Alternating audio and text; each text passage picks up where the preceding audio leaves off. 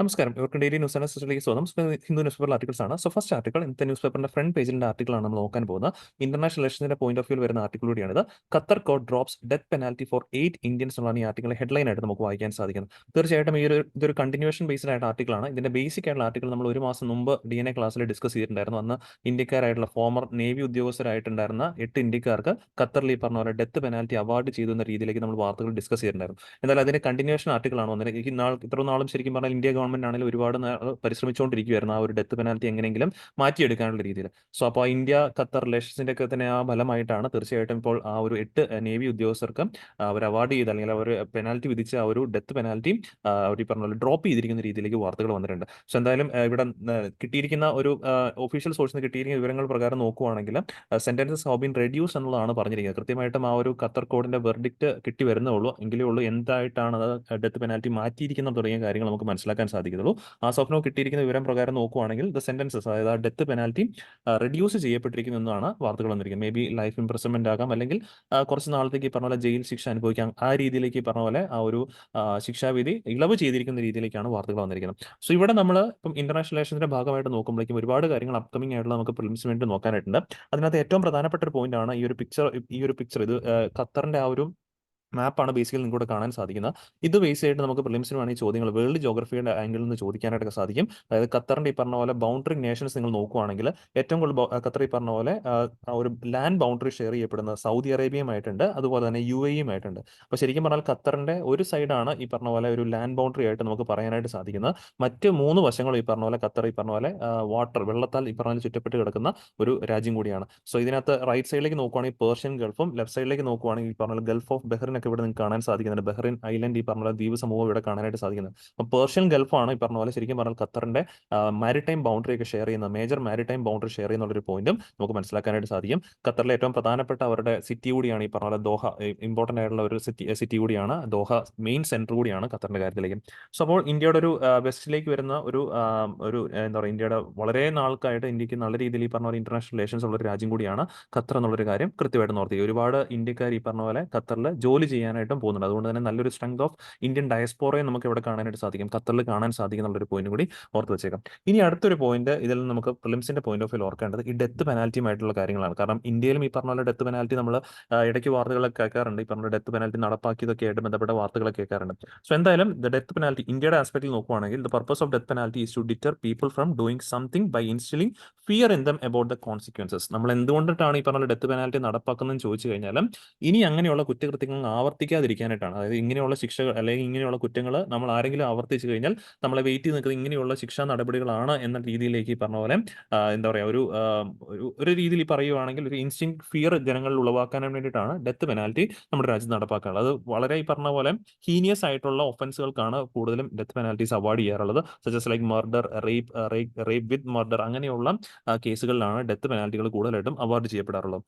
പക്ഷെ എന്തായാലും നിലവിൽ ഇന്ത്യയിൽ ഈ പറഞ്ഞ പോലെ നടപ്പാക്കിയിട്ടുള്ള ഡെത്ത് പെനാൽറ്റികളുടെ കാര്യം നോക്കുകയാണെങ്കിൽ ഇത് ഈ പറഞ്ഞ പോലെ ഡെത്ത് പെനാൽറ്റി ഇൻ ഇന്ത്യ റിപ്പോർട്ടാണ്. ഇത് പബ്ലിഷ് ചെയ്യുന്ന പ്രൊജക്ട് 39A എന്നുള്ളൊരു ഓർഗനൈസേഷനാണ്. ന്യൂഡൽഹി ബേസ്ഡ് ആയിട്ടുള്ള ഒരു അഡ്വക്കസി ഗ്രൂപ്പാണ് പ്രൊജക്ട് 39A എന്ന് പറയുക.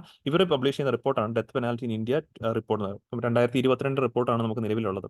സോ ഈ 2022 റിപ്പോർട്ട് പ്രകാരം 2022 മാത്രം ഈ പറഞ്ഞ പോലെ ഇന്ത്യയിൽ ഇമ്പോസ് ചെയ്യപ്പെട്ടത് 165 ഡെത്ത് സെന്റൻസുകളാണ്. ഓക്കെ, നടപ്പാക്കിയെന്നല്ല, ഈ പറഞ്ഞ പോലെ കോടതി ശിക്ഷ വിധിക്കുക എന്ന് പറയില്ലേ. സോ അത്തരത്തിൽ ഈ പറഞ്ഞ trial courts across the country impose 165 death sentences in 2022, which is highest in A single year in the last 2 decades. കഴിഞ്ഞൊരു 20 വർഷങ്ങൾ ഇടയ്ക്ക് നോക്കുവാണെങ്കിൽ ഏറ്റവും കൂടുതൽ നമ്പറാണ് ഒരു സിംഗിൾ ഇയറിൽ ഏറ്റവും കൂടുതൽ ഈ പറഞ്ഞ ഡെത്ത് സെന്റൻസസ് ഇന്ത്യയിൽ വിധി കൽപ്പിക്കപ്പെട്ട കേട്ടോ, നടപ്പായെന്നല്ല, ഈ പറഞ്ഞ പോലെ ഇമ്പോസ് ചെയ്യപ്പെട്ട 165 ഡെത്ത് സെന്റൻസുകൾ ഈ കഴിഞ്ഞ വർഷം ഇന്ത്യയിൽ ഇമ്പോസ് ചെയ്യപ്പെട്ടിട്ടുണ്ടായിരുന്നുള്ള കാര്യം ഓർക്കുക. സോ അപ്പോൾ ഈ നമ്പേഴ്സ് കൂടുന്നു എന്നത് നമ്മളോട് പറഞ്ഞു നൽകുന്ന ഇന്ത്യയിൽ ഇത്തരത്തിൽ ഈ പറഞ്ഞ ഹീനിയസ് ആയിട്ടുള്ള ക്രൈംസിന്റെ അളവും വർദ്ധിക്കുന്നു എന്നുള്ള രീതിയിലേക്കുള്ള പോയിന്റ് നമുക്ക് അതിൽ നിന്ന് മനസ്സിലാക്കാൻ പറ്റുന്നുണ്ട്. അപ്പോൾ എന്തായാലും ഇപ്പം വേണമെങ്കിൽ ഇവിടെ നമുക്ക് ഫിലിംസിന് വേണമെങ്കിൽ ചോദിക്കാൻ പറ്റുന്നതാണ് ഈ death penalty in India report publish ചെയ്യുന്ന ആരാണ്. പ്രൊജക്ട് 39A ആണെന്നുള്ളൊരു കാര്യം ഓർക്കുക. ലാസ്റ്റ് 20 years വെച്ച് ഏറ്റവും വലിയ highest number of death cases impose ചെയ്തതും 2022 പോയിന്റും കൃത്യമായിട്ട് ഓർത്ത് വെച്ചേക്കാം.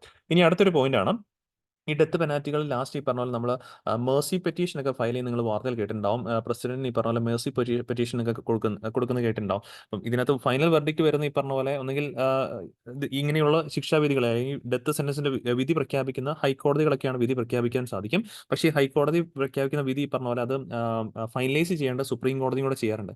ഇനി സുപ്രീം കോടതിയും അതിനെ ഫൈനലൈസ് ചെയ്ത് കഴിഞ്ഞാൽ ആ കുറ്റവാളിക്ക് അല്ലെങ്കിൽ അങ്ങനെ ഒരു ശിക്ഷ വിധിക്കപ്പെട്ട വ്യക്തിക്കുള്ള ഏക ആശ്രയം എന്ന് പറഞ്ഞു കഴിഞ്ഞാൽ മേഴ്സി പെറ്റീഷൻ ഫയൽ ചെയ്യുക, പ്രസിഡന്റിന് മുമ്പാകെ മേഴ്സി പെറ്റീഷൻ ഫയൽ ചെയ്യുക എന്നുള്ളതാണ്. അപ്പോൾ അങ്ങനെയുള്ള കാര്യങ്ങളിലേക്ക് ചിലപ്പം പ്രസിഡന്റ് ഈ ഇത്തരത്തിലുള്ള ഡെത്ത് സെന്റൻസുകളൊക്കെ തന്നെ കമ്മ്യൂട്ട് ചെയ്യപ്പെടാറുണ്ട്, അല്ലെങ്കിൽ ഈ പറഞ്ഞ പോലെ അതിന്റെ അളവുകൾ കുറയ്ക്കാറുണ്ട്. അത് 5 രീതിയിലാണ് ബേസിക്കലി ഈ പറഞ്ഞ പോലെ പ്രസിഡന്റ് പാർഡണിംഗ് പവർ ഇന്ത്യയിൽ 5 കണ്ടീഷൻസ് ആയിട്ട് പറയപ്പെടാറുണ്ട്. ഒന്നാമത്തെ പോയിന്റ് ആണ് പാർഡൺ എന്ന് പറഞ്ഞാൽ. സോ പാർഡൺ എന്ന് പറഞ്ഞാൽ it removes both the sentence and the conviction completely absolutes the conviction. അതായത് ആ ശിക്ഷ വിധിക്കപ്പെട്ട ആളെ കംപ്ലീറ്റ് ആയിട്ട് കുറ്റവിമുക്തനാക്കുന്നതിനെയാണ് പാർഡണിംഗ് എന്ന് ബേസിക്കലി പറയുന്നത്. ഇനി രണ്ടാമത്തെ ഈ പറഞ്ഞ പോലെ പ്രസിഡന്റ് വിധിച്ചത് കമ്മ്യൂട്ടേഷൻ ആണെങ്കിൽ it means substitution of one form of punishment for a lighter form. For example death സെന്റൻസിനെ കമ്മ്യൂട്ട് ചെയ്ത് കഴിഞ്ഞാൽ ഈ പറഞ്ഞ പോലെ ലൈഫ് ഇംപ്രിസൺമെന്റ് ആക്കി വേണമെങ്കിൽ അതിനെ മാറ്റിയെടുക്കാനായിട്ട് സാധിക്കും. സോ അതാണ് ഒരു നേച്ചറിൽ നിന്ന് മാറ്റി അതിനെ വേറൊരു രീതിയിലേക്ക് ആക്കുന്നതാണ് ഈ കമ്മ്യൂട്ടേഷൻ എന്ന് പറയുന്നത്.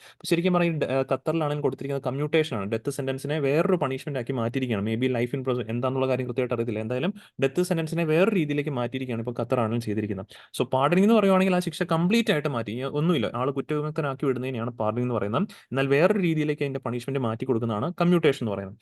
ഇനി റെമിഷൻ എന്ന് പറഞ്ഞു കഴിഞ്ഞാൽ reducing the period of sentence, അതായത് 14 വർഷത്തെ ലൈഫ് ഇംപ്രിസൺമെന്റ് ഒക്കെ ആയിട്ട് വിധിക്കപ്പെട്ടിരിക്കുന്ന വ്യക്തികൾക്ക് അത് വേണമെങ്കിൽ 5 വർഷ തടവായിട്ട് അതിന്റെ നേച്ചർ മാറാണ്ട് അതിന്റെ ടൈം പീരീഡ് മാത്രം റെഡ്യൂസ് ചെയ്ത് കൊടുക്കുന്നതാണ് ഈ റെമിഷൻ എന്ന് ബേസിക്കലി പറയുന്നത്, വിത്തൗട്ട് ചേഞ്ചിങ് ഇറ്റ്സ് ക്യാരക്ടർ എന്നുള്ള പോയിന്റ് ഓർത്തിരിക്കുക. ഇനി റെസ്പൈറ്റ് എന്ന് പറയുമ്പോഴേക്കും denotes awarding a lesser sentence in place of one originally award due to some special situations. എന്തെങ്കിലും ചില സ്പെഷ്യൽ ആയിട്ടുള്ള സിറ്റുവേഷൻസ് കണക്കാക്കി ഒന്ന് അവാർഡ് ചെയ്തതിന്റെ ആ ഒരു ശിക്ഷാവിധി മാറ്റി വേറൊരെണ്ണം കൊടുക്കുന്നതിനെയാണ് റെസ്പൈറ്റ് എന്ന് ബേസിക്കലി പറയാനായിട്ട് സാധിക്കുന്നത്. ഓക്കെ, ഇനി റിപ്രൈവ് എന്ന് പറഞ്ഞു കഴിഞ്ഞാൽ it implies A stay of execution of sentence. ആ ശിക്ഷാവിധി തൽക്കാലത്തേക്ക് നടപ്പാക്കാതിരിക്കുക എന്നുള്ളതിന് കൊടുക്കുന്നതാണ് ഈ റിപ്രൈവ്. പ്രത്യേകിച്ച് ഡെത്ത് സെന്റൻസിന്റെ കാര്യത്തിലേക്ക് തൽക്കാലം നടപ്പാക്കേണ്ടതെന്നൊക്കെ പറയുന്നതാണ് റിപ്രൈവ് എന്ന് ബേസിക്കലി പറയുവാണെങ്കിൽ. So its purpose is to enable the convict to have time to seek pardon or remedy. ഈ പറഞ്ഞ സപ്പോസ് ഒരു വ്യക്തിക്കെതിരായിട്ട് ഇവിടെ സുപ്രീം കോടതി ആണെങ്കിൽ ഒരു ഡേറ്റ് പറഞ്ഞിട്ട് ഇന്ന ദിവസം ആള് തൂക്കിക്കൊല്ലാനായിട്ട് ഈ പറഞ്ഞ പോലെ വിധിക്കുക എന്ന് വിചാരിക്കാം. ആ ഒരു സമയത്ത് ഈ പറഞ്ഞ പോലെ ആള് പ്രസിഡന്റിന് മുമ്പാകെ പെറ്റീഷൻ ഫയൽ ചെയ്യണമെന്ന് കണ്ടു കഴിഞ്ഞാൽ തൽക്കാലത്തേക്ക് ആ ശിക്ഷാവിധി നടപ്പാക്കുന്നത് തടയാനായിട്ട് സാധിക്കും. അതിനെ വിളിക്കുന്ന പേരാണ് റിപ്രൈവ് എന്നുള്ളൊരു പോയിന്റ് കൃത്യമായിട്ട് ഓർത്ത് വെച്ചേക്കാം. അപ്പോൾ ഇന്ത്യയിൽ ശരിക്കും പറഞ്ഞാൽ ഈ പാർഡനിങ് പവേഴ്സ് ആയിട്ട് ഈ 5 പോയിന്റ് ഉള്ളത് ഒന്ന് മനസ്സിലാക്കിയിരിക്കുക. ഇത് പലതവണ ഫിലിംസിനായിട്ട് ചോദിച്ചിട്ടുള്ളതാണ്. ഓരോന്നും എന്താണ് കമ്മ്യൂട്ടേഷൻ, റെസ്പൈറ്റും റെമിഷനും തമ്മിലുള്ള വ്യത്യാസം എന്താണെന്നുള്ള കാര്യം കൃത്യമായിട്ട് നോക്കി വെച്ചേക്കാം. ഇത്തരം കാര്യമാണ് ഈ ഒരു ആർട്ടിക്കിൾ നമുക്ക് എക്സാമിന്റെ പോയിന്റ് ഓഫ് വ്യൂവിൽ മനസ്സിലാക്കി എടുക്കാനായിട്ടുള്ളത്. ഇനി രണ്ടാമത്തെ ആർട്ടിക്കിൾ ഉണ്ട്. ഇതും ഫ്രണ്ട് പേജിൽ ഉണ്ടായിരുന്ന ഒരു ആർട്ടിക്കിൾ തന്നെയാണ്. Pegasus spyware found on journalist phone after Apple alert says Amnesty International എന്നുള്ളതാണ് ഈ ആർട്ടിക്കിളിലെ ഹെഡ്ലൈൻ ആയിട്ട് വായിക്കാൻ സാധിക്കുന്നത്. റീസെന്റ് ഈ പറഞ്ഞ ഇന്ത്യയിൽ ഒരുപാട് ജേർണലിസ്റ്റുകൾ ഈ പറഞ്ഞ പോലെ ഫോണുകൾ ഹാക്ക് ചെയ്യുന്നതുമായിട്ട് ബന്ധപ്പെട്ട വാർത്തകളാണ് ഇവിടെ നമ്മൾ ഡിസ്കസ് ചെയ്യാനായിട്ട് പോകുന്നത്. അപ്പോൾ ഇതിനകത്ത് മെയിൻ ആയിട്ട് നമുക്ക് പഠിക്കാനുള്ള സയൻസ് ആൻഡ് ടെക്നോളജിയുടെ പോയിന്റ് ഓഫ് വ്യൂ എന്താണ് ഈ സ്പൈവെയർ, എസ്പെഷ്യലി പെഗാസസ് എന്നുള്ള സ്പൈവെയർ എന്താണെന്നുള്ളതാണ് നമുക്ക് ഈ ആർട്ടിക്കിളിൽ നിന്ന് മനസ്സിലാക്കി എടുക്കാനുള്ളത്. അപ്പോൾ സ്പൈവെയർ എന്താണെന്ന് ചോദിച്ചു കഴിഞ്ഞാൽ അതൊരു പേരിൽ തന്നെയുണ്ട്. ഈ പറഞ്ഞ ചാരവൃത്തികളായ സ്പൈ എന്ന് പറഞ്ഞാൽ ചാരന്മാരെന്നുള്ളൊരു പോയിന്റ് ആണല്ലോ. അത്തരത്തിലുള്ള എന്തെങ്കിലും ഓപ്പറേഷൻസ് കൈകാര്യം ചെയ്യുന്ന സോഫ്റ്റ്വെയർ വിളിക്കുന്ന പേരാണ് malware or the malicious software എന്ന് പറഞ്ഞു കഴിഞ്ഞാൽ. സോ ഇങ്ങനെയുള്ള ഡിവൈസ്, ഇങ്ങനെയുള്ള സോഫ്റ്റ്വെയറുകൾ പലപ്പോഴും ചെയ്യുന്ന പരിപാടി എന്താണെന്ന് ചോദിച്ചു കഴിഞ്ഞാൽ the gain the access to devices. അതിപ്പോൾ നമ്മുടെ മൊബൈൽ ഫോൺസ് ആകാം, അല്ലെങ്കിൽ നമ്മുടെ ലാപ്ടോപ്സ് ആകാം, കമ്പ്യൂട്ടേഴ്സ് ആകാം. ഇങ്ങനെയുള്ള ഡിവൈസസിലേക്ക് ആക്സസ് നേടിയെടുക്കുക എന്നുള്ളതാണ് ഇത്തരത്തിലുള്ള മാൽവെയർസുകൾ പൊതുവിൽ ചെയ്യാറുള്ളത്. ഇനി ഇത്തരത്തിലുള്ള മാൽവെയറുകൾ പൊതുവിൽ ഈ പറഞ്ഞ പോലെ വരാറുള്ളത് എന്തെങ്കിലും ഒരു പർട്ടിക്കുലർ ലിങ്കുകളിലൂടെ ആയിരിക്കും. ഒരു സസ്പീഷ്യസ് ആയിട്ടുള്ള ലിങ്ക് ഈ പറഞ്ഞ പോലെ നമ്മുടെ ഫോണിലേക്ക് അല്ലെങ്കിൽ നമ്മുടെ സിസ്റ്റത്തിലേക്ക് വരികയും അതിൽ നമ്മൾ ക്ലിക്ക് ചെയ്യുമ്പോഴേക്കുമാണ് ആ ഒരു ലിങ്ക് മുഖാന്തരമാണ് ഇത്തരത്തിലുള്ള മാൽവെയർസ് പൊതുവിൽ ഈ പറഞ്ഞ പോലെ നമ്മുടെ സിസ്റ്റത്തിലേക്ക് എൻ്റർ ചെയ്യാറുള്ളൂ. ഇനി വൺസ് ഇവൻ എൻ്റർ ചെയ്ത് കഴിഞ്ഞാൽ നമ്മുടെ സിസ്റ്റത്തിൽ സ്റ്റോർ ചെയ്ത് വെച്ചിരിക്കുന്ന വളരെ ഈ പറഞ്ഞ പോലെ ഇമ്പോർട്ടൻ്റ് ആയിട്ടുള്ള ഡോക്യുമെന്റ്സ് അല്ലെങ്കിൽ ഇൻഫർമേഷൻസ് ഒക്കെ തന്നെ ചോർത്തിയെടുക്കാൻ, ലീക്ക് ചെയ്ത് കൊടുക്കാനായിട്ട്, അത് ആരെയാണോ വിട്ടത് അത്തരത്തിൽ ആ ഒരു ഏജന്റ് അടുത്തേക്ക് ഈ പറഞ്ഞ പോലെ ഇൻഫർമേഷൻസ് ഒക്കെ തന്നെ ട്രാൻസ്ഫർ ചെയ്ത് കൊടുക്കാനായിട്ട് കഴിയുന്ന ഒരു സോഫ്റ്റ്വെയർസ് ആണ് ഇത്തരത്തിൽ മാൽവെയർസ് എന്ന് പറയുകയാണെങ്കിൽ. ഇനി ഇവിടെ ഈ പെഗാസസിന്റെ പ്രത്യേകത എന്ന് പറഞ്ഞു കഴിഞ്ഞാൽ ഞാൻ തൊട്ട് മുമ്പ് പറഞ്ഞു, നോർമലി ഇത്തരത്തിലുള്ള മാൽവെയർസ് ചെയ്യാറുള്ള ഏതെങ്കിലും ഒരു ലിങ്കുകളിലൂടെയാണ് ഇവർ നമ്മുടെ സിസ്റ്റത്തിലേക്ക് എൻ്റർ ചെയ്യുന്നത്. പക്ഷേ ഈ പെഗാസസിന്റെ പ്രത്യേകത ഇവൻ ഒരു പർട്ടിക്കുലർ ലിങ്ക് ആയിരിക്കും ഫോണിലേക്ക് വരുന്നത്. പക്ഷേ നോർമൽ മാൽവെയർസ് പോലെയല്ല, നമുക്ക് ആ ലിങ്കിൽ ക്ലിക്ക് ചെയ്യേണ്ട കാര്യമില്ല. വൺസ് ആ ലിങ്ക് നമ്മുടെ ഫോണിലേക്ക് വന്നു കഴിഞ്ഞാൽ വിത്തൗട്ട് നമ്മുടെ ഒരു ഓതറൈസേഷൻ ഇല്ലാതെ തന്നെ എന്ത് ചെയ്തേക്കാം, ഈ ഒരു ആ ഒരു മാൽവെയർസിനെ നമ്മുടെ ഡിവൈസിലേക്ക് എൻ്റർ ചെയ്യാനായിട്ട് സാധിക്കും. ഇതിനെ വിളിക്കുന്നവരാണ് സീറോ ക്ലിക്ക് വൾണറബിലിറ്റീസ് അല്ലെങ്കിൽ സീറോ ഡേ വൾണറബിലിറ്റീസ് എന്ന് ബേസിക്കലി പറയാറുണ്ട്. ഈ ഒരു പെഗാസസിന്റെ പ്രത്യേകത തന്നെയാണ് സീറോ ഡേ വൾണറബിലിറ്റി ആണ് ഇവൻ ചെയ്യുന്ന പരിപാടി. കാരണം വൺസ് ഈ ഒരു ലിങ്ക് നമ്മുടെ ഫോണിലേക്ക് വരും, നമ്മൾ നോർമലി ചെയ്യാറുള്ള ആ ലിങ്കിൽ എങ്ങനെ നമ്മൾ ക്ലിക്ക് ചെയ്യുമ്പോഴാണ് നമ്മുടെ ഫോണിലേക്ക് ആ ഒരു മാൽവെയർസ് എൻ്റർ ചെയ്യാറുള്ളത്. ബട്ട് ഇത് ക്ലിക്ക് ചെയ്യേണ്ട കാര്യമില്ല. വൺസ് ആ ലിങ്ക് നമ്മുടെ ഫോണിലേക്ക് വന്നു കഴിഞ്ഞാൽ തന്നെ ഓട്ടോമാറ്റിക്കലി സിസ്റ്റത്തിലേക്ക് അതിന് എൻ്റർ ചെയ്യാനായിട്ട് സാധിക്കും. ഇത് ഡെവലപ്പ് ചെയ്ത് ഇസ്രായേൽ ഫേമായ NSO ഗ്രൂപ്പാണ് ഡെവലപ്പ് ചെയ്യുന്നുള്ള ഒരു പോയിന്റ് കൃത്യമായിട്ട് ഓർത്തിരിക്കുക. ഇത്രയും പോയിന്റാണ് പെഗാസിനെ കുറിച്ച് ഓർത്തിരിക്കേണ്ടത്. പ്രിലിംസിന്റെ പോയിന്റ് ഓഫ് വ്യൂ പഠിക്കുമ്പോഴേക്കും ഇത്രയും പോയിന്റ് ഒന്ന് മനസ്സിലാക്കിയിരിക്കുക. മാലീഷ്യസ് സോഫ്റ്റ്വെയർ ഓർ മാൽവെയർ ആണ് ഇനി പറഞ്ഞത്. ഇതിന്റെ പ്രത്യേകതയാണ് സീറോ ക്ലിക്ക് അല്ലെങ്കിൽ സീറോ ഡേ വൾണറബിലിറ്റി എക്സ്പ്ലോയിറ്റ് ചെയ്യുന്ന ഒരു മാൽവെയർ കൂടിയാണിത്. ഡെവലപ്പ് ചെയ്ത ഇസ്രായേലി ഫേമായ NSO ഗ്രൂപ്പ് എന്നുള്ളൊരു പോയിന്റും കൃത്യമായിട്ട് ഓർത്ത് വെച്ചേക്കാം. ഇത്രയും പോയിന്റാണ് ഈ ഒരു ആർട്ടിക്കിൾ നമുക്ക് വ്യക്തമായിട്ടും എക്സാമിന്റെ പോയിന്റ് ഓഫ് വ്യൂ മനസ്സിലാക്കാനായിട്ടുള്ളത്.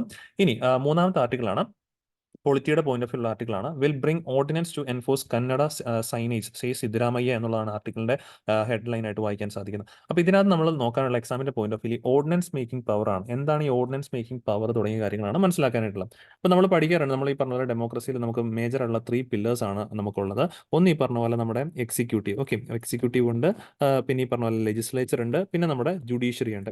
ഇവർ മൂന്ന് കാര്യങ്ങളാണ് കൃത്യമായിട്ട് ചെയ്യുന്നത്. പക്ഷേ ഇവരുടെ 3 കാര്യങ്ങളും അല്ലെങ്കിൽ ഇവർ ചെയ്യുന്ന കാര്യങ്ങൾ കോർഡിനേറ്റഡ് ആയിട്ട് പോയെങ്കിലേ ഉള്ളൂ നല്ലൊരു നിയമമൊക്കെയാണ് നമ്മുടെ നാട്ടിൽ ഉണ്ടാക്കിയെടുക്കാനായിട്ട് സാധിക്കത്തുള്ളൂ. ഇവിടെ നമ്മൾ നോക്കുവാണെങ്കിൽ നിയമം നിർമ്മിക്കുക എന്നുള്ളതിന്റെ കാര്യത്തിലേക്കുള്ള ഉത്തരവാദിത്തം ആർക്കാണ്? ലെജിസ്ലേച്ചറിനാണ്. ലെജിസ്ലേച്ചർ എന്ന് പറയുമ്പോഴേക്കും നമ്മുടെ സെൻട്രൽ ലെവലിൽ പറയുവാണെങ്കിൽ ലോക്സഭയും രാജ്യസഭയും അതേപോലെ തന്നെ ലോക്സഭയുണ്ട്, രാജ്യസഭയുണ്ട്. ദെൻ ഈ പറഞ്ഞ പോലെ ലെജിസ്ലേച്ചറിന്റെ ഭാഗമായിട്ട് മാറുന്നു. ഈ ലെജിസ്ലേച്ചർ എന്ന് പറയുമ്പോൾ അവർ നിയമങ്ങൾ നിർമ്മിക്കുക എന്നുള്ളതാണ്, മേക്ക് ചെയ്യുക, ലോസ് മേക്ക് ചെയ്യുക എന്നുള്ളതാണ് ഇവരുടെ ഉത്തരവാദിത്തം. ഇവർ നിർമ്മിച്ച നിയമങ്ങൾ ഈ പറഞ്ഞ പോലെ അത് ഇംപ്ലിമെന്റ് ചെയ്യുക എന്നുള്ളതാണ് ആരുടെ ഉത്തരവാദിത്തം? എക്സിക്യൂട്ടീവിന്റെ ഉത്തരവാദിത്തമായിട്ട് പറയപ്പെടുന്നു. ഇനി ഈ ഇത്തരത്തിൽ ഇവിടെ ഇംപ്ലിമെന്റ് ചെയ്യപ്പെട്ട നിയമങ്ങൾ ഈ പറഞ്ഞ പോലെ പ്രോപ്പറായിട്ട് ഇന്റർപ്രറ്റ് ചെയ്യുക, എന്തെങ്കിലും കേസോ കാര്യങ്ങളൊക്കെ വരുമ്പോൾ അതിനെ പ്രോപ്പറായിട്ട് ഇന്റർപ്രറ്റ് ചെയ്യുക തുടങ്ങിയ കാര്യമാണ് ആരുടെ ഉത്തരവാദിത്തം? ജുഡീഷ്യറിയുടെ ഉത്തരവാദിത്തം. അപ്പോൾ ഇത് 3 രീതിയിൽ കോർഡിനേറ്റഡ് ആയിട്ട് പോകുമ്പോഴാണ് നമുക്ക് നല്ലൊരു നിയമമൊക്കെയാണല്ലോ നമ്മുടെ രാജ്യത്ത് നിർമ്മിക്കാനായിട്ട് സാധിക്കുകയുള്ളൂ. ഇനി സ്റ്റേറ്റ് ലെവലിലേക്ക് വന്നു കഴിഞ്ഞാൽ ലെജിസ്ലേച്ചർ എന്ന് പറയുമ്പോഴേക്കും നമ്മൾ ഈ പറഞ്ഞ പോലെ സ്റ്റേറ്റ് ലെജിസ്ലേറ്റീവ് അസംബ്ലീസ് ഉണ്ട്. ഇനി ചില സംസ്ഥാനങ്ങളിൽ സ്റ്റേറ്റ് കൗൺസിൽസും ഉണ്ട്, ലെജിസ്ലേറ്റീവ് കൗൺസിലും ബേസിക്കലി ഉണ്ട്. അപ്പോൾ ഇത്രയും കാര്യങ്ങളാണ് അവിടെ ലെജിസ്ലേച്ചറിന്റെ ഭാഗമായിട്ട് വരുന്നത്. ഓക്കെ, അപ്പോൾ ഇവിടെ ശരിക്കും പറഞ്ഞാൽ സ്റ്റേറ്റ് ലെജിസ്ലേഷനെ കുറിച്ചിട്ടാണ് പറയുന്നത്. കർണാടകത്തിൽ ഇപ്പോൾ റീസെന്റ് കുറച്ച് പ്രശ്നങ്ങൾ അവിടെ നടക്കുന്നുണ്ട്. അവിടുത്തെ ഈ പറഞ്ഞ സൈൻ ബോർഡ്സ് എല്ലാം ഈ പറഞ്ഞ കന്നഡത്തിൽ തന്നെ എഴുതണം, ഇംഗ്ലീഷ് പാടില്ല, അങ്ങനെ രീതിയിൽ ഒരുപാട് പ്രൊട്ടസ്റ്റുകൾ അവിടെ നടക്കുന്നുണ്ട്. സോ അതുമായിട്ട് ബന്ധപ്പെട്ട ആ ഒരു കന്നഡ സൈനേജുമായിട്ട് ബന്ധപ്പെട്ട നിയമം നിർമ്മിക്കാനുള്ള ഓർഡിനൻസ് എത്രയും പെട്ടെന്ന് കൊണ്ടുവരിക എന്നുള്ളതാണ് കർണാടക ചീഫ് മിനിസ്റ്റർ ഈ പറഞ്ഞ സിദ്ധരാമയ്യ പറഞ്ഞിട്ടുണ്ടായിരുന്നു. സോ ഇവിടെ നമ്മൾ പറയേണ്ട ഓർഡിനൻസ് എപ്പോഴാണ് ഇറക്കുന്നതെന്ന് ചോദിച്ചു കഴിഞ്ഞാൽ നമ്മൾ ലെജിസ്ലേച്ചറിനാണ് നിയമം നിർമ്മിക്കാനുള്ള അവകാശമുള്ളത്. അതിപ്പം സ്റ്റേറ്റിന്റെ കാര്യത്തിലേക്ക് വരുമ്പോൾ സ്റ്റേറ്റ് ലെജിസ്ലേറ്റീവ് അസംബ്ലിയും കൗൺസിലുള്ള സംസ്ഥാനമാണെങ്കിൽ കൗൺസിലും കൂടെ ചേർന്നത്. ഇനി ഈ സ്റ്റേറ്റ് ലെജിസ്ലേറ്റീവ് അസംബ്ലി ആയിക്കോട്ടെ കൗൺസിൽ ആയിക്കോട്ടെ ഇവരെപ്പോഴും ഈ പറഞ്ഞ പോലെ സഭ ചേർന്നിരിക്കേണ്ട സമയമല്ല ഉള്ളൂ. കാരണം പർട്ടിക്കുലർ സെഷൻസ് ബേസിക്കലി നിങ്ങൾ വാർത്ത കേട്ടിട്ടുണ്ടാവും. സമ്മർ സെഷൻ അല്ലെങ്കിൽ വിന്റർ സെഷൻ, മൺസൂൺ സെഷൻ, ഇങ്ങനെ ഓരോ ടൈം പീരിയഡിലാണ് ഈ പറഞ്ഞ പോലെ പാർലമെന്റ് ആയാലും നമ്മുടെ സ്റ്റേറ്റ് ലെജിസ്ലേച്ചർ ഒക്കെ ആണെങ്കിലും ഒത്തുചേരുന്നത്. ഇവർ ഈ ഒത്തുചേർന്ന് ഇല്ലാത്ത സമയം, അതായത് സഭ ചേർന്നിട്ടില്ലാത്ത സമയത്താണ് നമുക്കൊരു പർട്ടിക്കുലർ നിയമം നിർമ്മിക്കാനായിട്ട് വേണ്ടത് എങ്കിൽ നമുക്ക് ആരുടെ സഹായം നേടാം? സ്റ്റേറ്റ് ആണെങ്കിൽ ഗവർണറുടെ സഹായത്താൽ ഒരു പർട്ടിക്കുലർ നിയമം നിർമ്മിക്കാൻ സാധിക്കും. അതല്ലെങ്കിൽ ഈ പറഞ്ഞ സ്റ്റേറ്റ് സെൻട്രൽ ലെവലിലാണെങ്കിൽ ഈ പറഞ്ഞ പോലെ പ്രസിഡന്റിന്റെ സഹായത്തോടെ നിയമം നിർമ്മിക്കാനായിട്ട് സാധിക്കും. ഇങ്ങനെ നിർമ്മിക്കുന്നതിനെയാണ് നമ്മൾ ഓർഡിനൻസ് എന്ന് ബേസിക്കലി പറയുന്നത്. അപ്പം പ്രസിഡന്റിന് ഓർഡിനൻസ് പവർ ഉണ്ട്, ഗവർണർക്കും ബേസിക്കലി ഓർഡിനൻസ് പവർ ഉണ്ട്. അപ്പോൾ ഇവിടെ ബേസിക്കലി നമ്മൾ ഡിസ്കസ് ചെയ്യാൻ പോകുന്നത് ഗവർണറുടെ ഓർഡിനൻസ് പവറുമായിട്ട് ബന്ധപ്പെട്ട കാര്യങ്ങളാണ് ഈ ഒരു ആർട്ടിക്കിളിനകത്ത് ഡിസ്കസ് ചെയ്യുന്നത്. അപ്പം ഗവർണറുടെ ഓർഡിനൻസ് മേക്കിംഗ് പവർ പറയുന്ന ആർട്ടിക്കിൾ 213 കാര്യം ഓർക്കുക. പ്രസിഡന്റിനെയാണ് ആർട്ടിക്കിൾ 123 പറയപ്പെടുന്നത്. പ്രസിഡന്റ് ഓർഡിനൻസ് മേക്കിംഗ് പവർ പറയപ്പെടുന്ന ആർട്ടിക്കിൾ 123 ഗവർണറുടെ ഓർഡിനൻസ് മേക്കിംഗ് പവർ പരാമർശിക്കുന്ന ആർട്ടിക്കിൾ 213 കാര്യം ഓർത്തിരിക്കാം. Which states that governor of a state may issue ordinances when the state legislative assembly or either the 2 houses in state with bicameral legislatures is not in session. അതായത് എപ്പോഴാണ് ഗവർണർക്ക് ഈ പറഞ്ഞ പോലെ ordinance നിർമ്മിക്കാനുള്ള അധികാരം ഉള്ളതെന്ന് ചോദിച്ചു കഴിഞ്ഞാൽ സഭകൾ ചേരാത്ത സമയങ്ങളിൽ മാത്രം, അതായത് ഈ പറഞ്ഞ പോലെ ലെജിസ്ലേറ്റീവ് അസംബ്ലി അല്ലെങ്കിൽ കൗൺസിലുള്ള സംസ്ഥാനങ്ങളാണെങ്കിൽ അങ്ങനെ ഈ രണ്ടെണ്ണം ഉള്ളപ്പോഴാണ് ബൈക്കാമൽ ലെജിസ്ലേച്ചർ എന്ന് ബേസിക്കലി പറയപ്പെടുന്നത്. ഈ സഭകൾ ചേർന്നിരിക്കുന്ന സമയത്താണെങ്കിൽ ആർക്ക് ഓർഡിനൻസ് മേക്കിംഗ് പവർ ഉണ്ടാവില്ല? ഗവർണർക്ക് ഓർഡിനൻസ് മേക്കിംഗ് പവർ ഇല്ല എന്നുള്ളൊരു കാര്യം ഓർക്കാം. ഈ 2 സഭകളുള്ള സംസ്ഥാനമാണെങ്കിൽ ഇത് ഏതെങ്കിലും ഒരു സഭ ഇല്ലെങ്കിലും ആർക്ക് ഓർഡിനൻസ് മേക്ക് ചെയ്യാം? ഗവർണർക്ക് മേക്ക് ചെയ്യാം. ഇനി ലെജിസ്ലേറ്റീവ് അസംബ്ലി മാത്രമുള്ള സംസ്ഥാനങ്ങളാണെങ്കിൽ ആ ലെജിസ്ലേറ്റീവ് അസംബ്ലി ചേർന്നിട്ടില്ലാത്ത സമയമാണെങ്കിലും ആർക്ക് ഓർഡിനൻസ് മേക്കിംഗ് പവർ ഉണ്ട്? ഗവർണർക്ക് ഉണ്ടെന്നുള്ള കാര്യം ഓർക്കാം. അപ്പം നോട്ട് ഇൻ സെഷൻ സമയത്ത് മാത്രമേ ഓർഡിനൻസ് പവർ ഗവർണർക്ക് ഉണ്ടാവുള്ളൂ എന്നുള്ളൊരു പോയിന്റ് കൃത്യമായിട്ട് ഓർത്തിരിക്കുക. And these ordinances have the same legal force and effect as an act of a legislature but they are only temporary in nature. Ordinance എന്ന് പറയുന്നത് ടെമ്പററി മാത്രമാണെന്നുള്ള കാര്യം ഓർക്കുക. അതായത് സഭ ഒത്തുചേരുമ്പോഴേക്കും വീണ്ടും ഇത് കൺസിഡർ ചെയ്യണം. കൺസിഡർ ചെയ്തിട്ട് സഭ എന്ത് ചെയ്യണം? അത് പാസ്സാക്കി കൊടുക്കണം. അതുകൊണ്ട് തന്നെയാണ് ഓർഡിനൻസുകളുടെ കാലാവധി എന്ന് പറഞ്ഞു കഴിഞ്ഞാൽ 6 months ആണ് കേട്ടോ. 6 months ആൻഡ് 6 weeks ആണ് ഓർഡിനൻസുകളുടെ പൊതുവിലെ ഒരു കാലാവധിയായിട്ട് പറയപ്പെടാറുള്ളത്. അത്ര നാൾ അതിന് വാലിഡിറ്റി ഉണ്ടാവുള്ളൂ. അല്ലെങ്കിൽ അത് കഴിയുമ്പോഴേക്ക് ഈ പറഞ്ഞ പോലെ അത് നിർത്തലാക്കി പോകും. അതായത് സഭ വൺസ് ഈ പറഞ്ഞ ഇല്ലാത്ത സമയത്ത് ഓർഡിനൻസ് ഇറക്കി. സഭ വൺസ് ചേർന്നതിന് ശേഷം 6 ആഴ്ചയും കൂടെ അത് നിൽക്കും. അതിനുശേഷം ഈ പറഞ്ഞ പോലെ അത് ചെയ്തില്ലെങ്കിൽ അത് വാലിഡിറ്റി അതിന് നഷ്ടപ്പെടും. അപ്പം ഒരു ഓർഡിനൻസിന്റെ വാലിഡിറ്റി എന്ന് പറഞ്ഞാൽ 6 months ആൻഡ് 6 weeks ആണ് ഒരു പോയിന്റ് കൃത്യമായിട്ട് ഓർത്തിരിക്കാം. ഇത്രയും പോയിന്റാണ് ഈ ഒരു ആർട്ടിക്കിൾ നമുക്ക് വ്യക്തമായിട്ട് മനസ്സിലാക്കേണ്ടത്. എന്താണ് ഗവർണർ ഓർഡിനൻസ് മേക്കിംഗ് പവർ? അതിന്റെ ആർട്ടിക്കിൾ പ്രസിഡന്റിനാണ് 123, ഗവർണറെ ആണെങ്കിൽ ആർട്ടിക്കിൾ 213 ആണെന്നൊരു പോയിന്റ് കൃത്യമായിട്ട് ഓർത്തിരിക്കാം. ഓക്കെ, ഇനി നമ്മൾ അടുത്ത ഒരു ആർട്ടിക്കിലേക്ക് കൂടെ മൂവ് ഓൺ ചെയ്യുകയാണ്. Ecology environment point of view ആർട്ടിക്കിളാണ്. Eurasian otter discovered for the first time from Kerala എന്നുള്ളതാണ് ഈ ആർട്ടിക്കിൾ ഹെഡ്ലൈൻ ആയിട്ട് വായിക്കാൻ സാധിക്കുന്നത്. അപ്പോൾ യുറേഷ്യൻ ഒട്ടർ എന്ന് പറയുന്നത് ഇത്ര നാളും പറഞ്ഞ നമ്മുടെ ഇവിടെ കേരളത്തിലൊന്നും കാണാത്ത ഒരു ജീവിയായിരുന്നു. അതിനെ നമ്മൾ ഫസ്റ്റ് ടൈം ഇന്ത്യ ഈ പറഞ്ഞ പോലെ കേരളത്തിൽ ഈ പറഞ്ഞ പോലെ ഡിസ്കവർ ചെയ്തു എന്ന രീതിയിലാണ് വാർത്തകൾ വന്നിരിക്കുന്നത്. ചിന്നാർ വൈൽഡ് ലൈഫ് സാഞ്ചുറിയിൽ, ഇടുക്കിയിലെ ചിന്നാർ വൈൽഡ് ലൈഫ് സാഞ്ചുറിയിലാണ് ഇതിനെ കണ്ടെത്തിയിരിക്കുന്നത്. സോ ഇതിന്റെ ബേസിക് ആയിട്ടുള്ള നേച്ചറുകൾ ഈ പറഞ്ഞ പോലെ പറയുവാണെങ്കിൽ, കാരണം ഇത്തരത്തിൽ ചെറിയ വാർത്തകൾ വെച്ച് UPSC പ്രിലിംസിന് ചോദ്യങ്ങൾ ചോദിക്കാറുണ്ട്. അപ്പോൾ അതുകൊണ്ടാണ് ഇങ്ങനെയുള്ള ചെറിയ ആർട്ടിക്കിൾസ് ആണെങ്കിലും ബേസിക്കലി നമ്മൾ കൺസിഡർ ചെയ്യേണ്ടതിന്റെ ആവശ്യകത ഇരിക്കുന്നത്. സോ ദിസ് യുറേഷ്യൻ ഒട്ടർ എന്ന് പറയുന്നത് ബേസിക്കലി നൊക്ടേണൽ ആണ് and are also found near small streams in the interior forest and hunt their prey during night time. Okay, രാത്രി കാലങ്ങളിൽ ഈ പറഞ്ഞ ഇര തേടി നടക്കുന്ന ഒരു ജീവി കൂടിയാണ് യുറേഷ്യൻ ഒട്ടർ എന്നത്. അതുകൊണ്ടാണ് അവയെ നൊക്ടേണൽ ആനിമൽസ് എന്ന് ബേസിക്കലി പറയപ്പെടാറുള്ളത്. അവർ ഈ പറഞ്ഞ പോലെ പകൽ സമയങ്ങളിൽ അവർ ഉറക്കത്തിലും അതിനുശേഷം രാത്രിയിലായിരിക്കും ഒരു ആക്റ്റീവ് ടൈം എന്ന് പറയുന്നത്. പ്രേ ഹണ്ടിങ് ടൈം ഒക്കെ എന്ന് പറയുന്നത് ബേസിക്കലി നൈറ്റ് ടൈം ആണെന്നുള്ള കാര്യം ഓർക്കുക. They are basically shy and nocturnal and found near small streams in the interior forest. Okay, അപ്പോൾ ഇന്റീരിയർ ഫോറസ്റ്റുകളാണ് കൂടുതൽ ഇവയെ കാണപ്പെടാറുള്ളൂ. And hunt their prey during the night times എന്നുള്ളൊരു കാര്യം ഓർക്കുക. അപ്പോൾ കേരളത്തിൽ ഇവയെ കണ്ടെത്തിയത് ചിന്നാർ വൈൽഡ് ലൈഫ് സാഞ്ചുറി ഇടുക്കിയാണെന്നുള്ളൊരു പോയിന്റും കൃത്യമായിട്ടൊന്ന് മനസ്സിലാക്കി വെച്ചേക്കാം. ഇനി ഇത്തരത്തിലുള്ള സ്പീഷീസ് നമ്മൾ വാർത്തകൾ കാണുമ്പോൾ തീർച്ചയായിട്ടും ഇവയുടെ IUCN സ്റ്റാറ്റസും കൂടെ അറിഞ്ഞിരിക്കണം. നിയർ ത്രെട്ടൻഡ് ആണ് കേട്ടോ. IUCN status, international union for conservation of നേച്ചറിന്റെ സ്റ്റാറ്റസ് പ്രകാരം നോക്കുവാണെങ്കിൽ ദേ ആർ നിയർ ത്രെട്ടൻഡ് ആണെന്നുള്ളൊരു കാര്യം ഓർത്തിരിക്കുക. They are listed as near threatened but their population in most area seems to be recovering. അതുകൊണ്ടാണ് ആ ഒരു നിയർ ത്രെട്ടൻഡ് കാറ്റഗറി വെച്ചിരിക്കുന്നത്. എക്സ്റ്റിൻഡോ അല്ലെങ്കിൽ ആ ഒരു കാറ്റഗറി ഒന്നും അല്ല, നിയർ ത്രെട്ടൻഡ് ആണെന്നുള്ളൊരു പോയിന്റ് ഓർത്തിരിക്കാം. And they can be found in 81 countries throughout Europe, Asia and Africa. Asia and ആഫ്രിക്കയിലെ മൊത്തം 81 രാജ്യങ്ങളിൽ കാണപ്പെടുന്ന ഒരു സ്പീഷീസ് കൂടിയാണ് ഈ നമ്മുടെ യുറേഷ്യൻ ഒട്ടർ എന്നുള്ളൊരു കാര്യം കൂടെ കൃത്യമായിട്ട് ഓർത്ത് വെച്ചേക്കാം. അപ്പോൾ ഇത്രയും പോയിന്റ് ആണ് ഇന്നത്തെ DNA ക്ലാസ്സിൽ നമുക്ക് പഠിക്കാനുണ്ടായിരുന്നത്. അപ്പോൾ ഇന്ന് ഡിസ്കസ് ചെയ്ത എല്ലാ ടോപ്പിക്സും എല്ലാവർക്കും ക്ലിയർ ആണെന്ന് വിശ്വസിക്കുന്നു. വീണ്ടും നമുക്ക് അടുത്ത ദിവസം കാണാം. Thank you.